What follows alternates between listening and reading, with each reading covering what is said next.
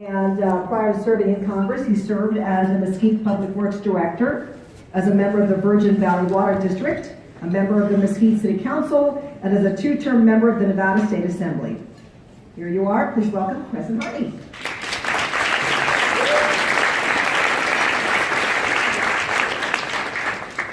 I wish I had Sue's talent. You know, Nick, I've just decided that you and my son terrify me. I can't talk to him either, so let's go back to paper and pen. You know, I thank you so very much for the opportunity to be here. Sonny, Anna, and all those who are here that are part of the board of the Asian Chamber. I really am grateful for the opportunity, and the special guests that are here. Thank you for being here also.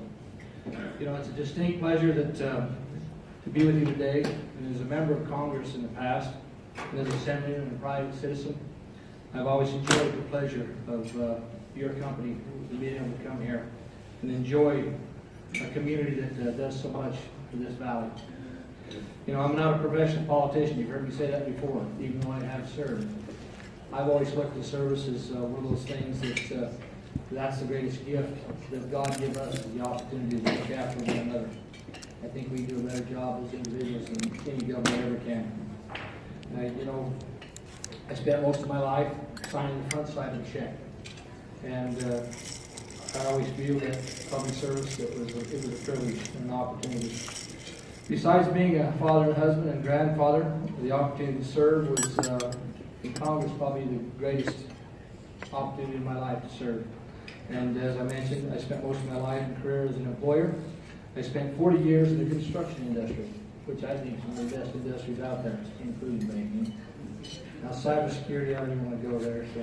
But, yeah, I had the opportunity and the privilege to build roads, bridges, dams, reservoirs, all kinds of things. And I saw this community grow and transform into a wonderful place. But I also saw Nevada that in the depths of the recession, that it went from record numbers of growth and new construction to having one of the highest rates of unemployment in this state of any place in the nation. My business and my partner's business, we had 3 productive businesses, and at our peak during 2006, we had close to 350 employees. By 2010, we had less than 70. Anybody that's had employees understands that's probably one of your biggest challenges in your life. I want to say something.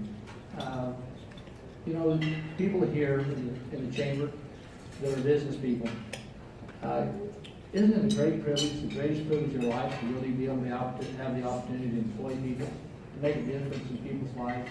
And I think we need to give a round of applause to those who have the courage to develop businesses and make our community a better place. Thank you.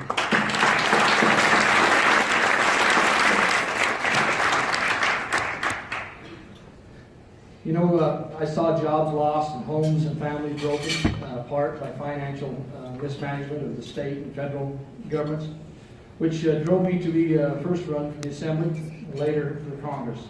Nevada needs to be tough and have tough public service because we're tough. Just look at where we are today compared to 8 years ago. I took office in the Assembly. We went from the highest rate of foreclosures to the top home building state in the nation. And right now we're #1 in private sector job growth in the nation. It's wonderful to be back. We're back to work, and we're building homes and families and communities again.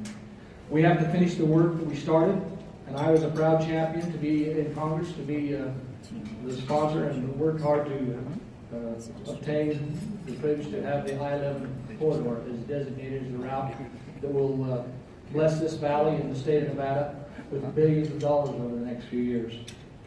We have to continue to fight for better public education.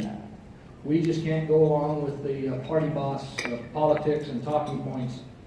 The status quo in education has failed us again and again. As a father of 4 children who went through the Clark County school system, I know for a fact that we need to give our students the options and the opportunities to live and thrive. We have to continue to rein in the federal spending. We have to work on paying down our debt and deficit. And we have to make sure that the programs we spend our lives paying into remain solvent for future generations. Yes, future generations.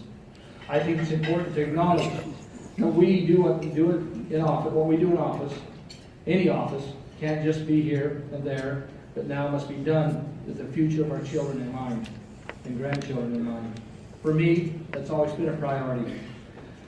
When I evaluate a piece of legislation, I have to figure out how does it affect my children, my grandchildren, in the state of Nevada and the communities. Nevada families today need to be able to move forward and have opportunities.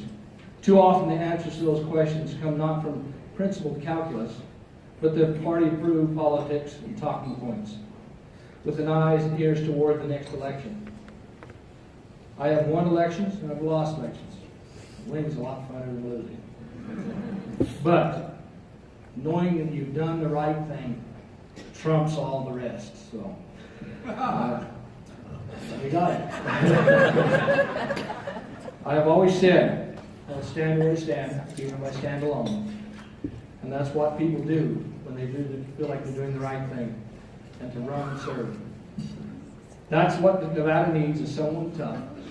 Nevada tough. I believe I'm that individual, and I've been blessed with that ability to stand in those tough places sometimes. And I thank you again for this opportunity. Thank you for the privilege to speak to you. As anybody that knows me, I don't spend a lot of time speaking because I'm not real articulate. I need speech therapy, not a speech person that helps me to know that thoughts a lot more. So, thank you very much.